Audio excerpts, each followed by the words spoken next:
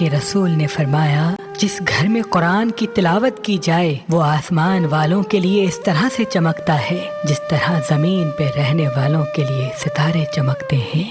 امام علی علیہ السلام نے فرمایا قرآن کا علم حاصل کرو، یہ دلوں کے لیے بہار ہے، اور اس کے نور سے شفا طلب کرو، یہ سینوں کے لیے شفا ہے۔ امام علی علیہ السلام نے فرمایا دنیا و آخرت کے بادشاہ وہ فقراء ہیں جو رضائے الہی پر راضی رہتے ہیں۔ امام علی علیہ السلام نے فرمایا اللہ کے دیے گئے کم رزق پہ راضی رہتا ہے تو اللہ بھی اس کی تھوڑی عبادت پہ راضی ہو جاتا ہے۔ امام علی علیہ السلام نے فرمایا لوگوں سے نا امید رہنا بہتر ہے ان سے مانگنے کی ذلت قبول کرنے سے۔